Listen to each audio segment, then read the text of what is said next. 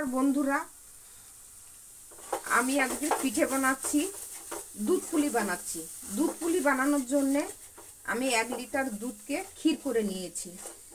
ওর মধ্যে একটা নারকেল মিক্সিতে পিষে দিয়েছি। খোলাগুলো কালো কালো পিছনের, ওগুলো ফেলে দিতে হবে, নাহলে দেখতে ভালো লাগে না। এর মধ্যে আমি দেবো 200 গ্রাম চিনি।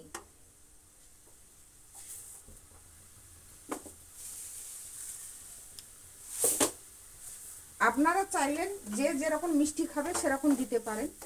একটা নারকেলে 200 গ্রাম চিনি লাগে। আর আমি দিয়েছি 1 লিটার দুধ।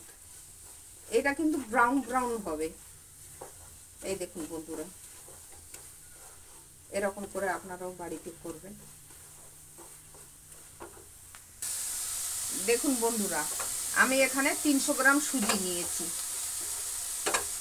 সুজিটাকে হালকা করে ভাজবেন, বেশি ভাজবেন না, তাহলে পিঠে কিন্তু হবে না। এর মধ্যে আমি এবার জল দেবো।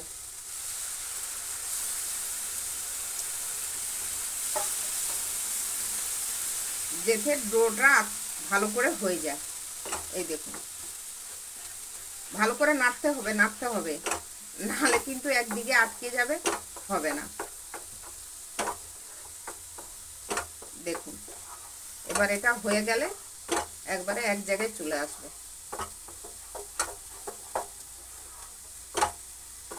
এই দেখুন, হয়ে গেলে আপনারা বুঝতে পারবেন। এই দেখুন, এরকম ব্রাউন ব্রাউন হালকা হবে, আর একদম হাতের সামনেই চলে আসবে। দেখুন, আমার এটা হয়ে গেছে। এটাকে আমি এবার ভালো করে মিক্স করে নেবো একটা প্লেটে করে। ছোট চামচের 1 চামচ মতন ঘি দেবেন, তাহলে পিঠেটা সফট হবে, খেতেও ভালো লাগবে। এটা এবার ভালো করে মেখে নিতে হবে। ওপর দিয়ে আর কাঁচা জল কিন্তু দেওয়া যাবে না বন্ধুরা। কাঁচা জল দিলে কিন্তু পিঠের টেস্ট নষ্ট হয়ে যাবে। দেখুন বন্ধুরা, এরকম ব্রাউন ব্রাউন করবে, খেতে একটু টেস্ট হবে। সাদা সাদা থাকলে দেখতেও ভালো লাগে না। এই দেখুন, এবার আমি পিঠে করব। আমার এখানে দুধ ফুটছে, দুধের মধ্যে এবার আমি পিঠেগুলো করব। আটাটা এরকম করে মাখবেন কিন্তু যেন সফট হয়। দেখুন, আটা মাখার মতো মেখে নেবেন। এবার আমি ছোট ছোট গুলি করে নেব।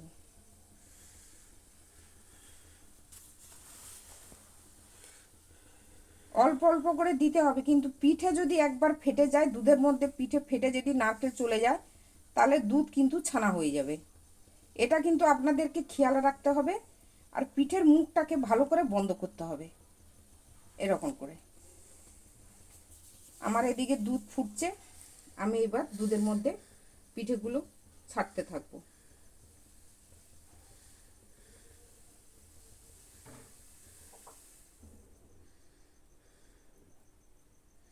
দেখুন বন্ধুরা, এরকম করে ভালো করে মুখটাকে বন্ধ করতে হবে। দুধের মধ্যে আমি পিঠে তৈরি করব আর ছাড়বো। দুধটাও আমার ক্ষীর হয়ে যাবে, পিঠেও আমার হয়ে যাবে।